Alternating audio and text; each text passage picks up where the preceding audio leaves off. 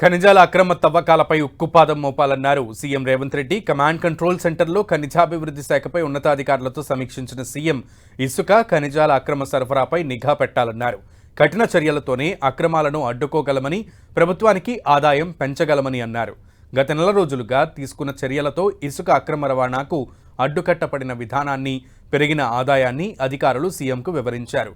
ఇసుక రీచుల్లో తవ్వకాలు, రవాణా, వినియోగదారులకు తక్కువ ధరకు ఇసుక సరఫరాపై అధికారులకు ముఖ్యమంత్రి పలు సూచనలు చేశారు. ప్రభుత్వంలోని నీటిపారుదల, ఆర్ఎండ్బి, పంచాయతీరాజ్తో పాటు వివిధ శాఖల ఆధ్వర్యంలో చేపట్టేటువంటి పనులకు టీజీఎండీసీ నుంచే ఇసుక సరఫరా చేసేలా చూడాలన్నారు. పెద్ద మొత్తంలో నిర్మాణాలు చేపట్టే నిర్మాణ రంగ సంస్థలకు అవసరమైన ఇసుకను టీజీఎండీసీ ద్వారానే సరఫరా చేయాలని సూచించారు. సరైన ధరలకు ప్రభుత్వమే ఇసుక సరఫరా చేస్తే అక్రమంగా సరఫరా చేసే వారిపై వినియోగదారులు ఆధారపడరని తెలిపారు. హైదరాబాద్ నగరంతో పాటు సమీప ప్రాంతాల్లోనే ఇసుక ఎక్కువగా వినియోగం జరుగుతోందన్నారు సీఎం. ఇక తక్కువ మొత్తంలో ఇసుక అవసరమైన వారు కొనుగోలు చేసేలా నగరానికి 3 వైపులా ఇసుక స్టాక్ పాయింట్లు సాధ్యమైనంత త్వరగా ఏర్పాటు చేయాలని సీఎం ఆదేశించారు.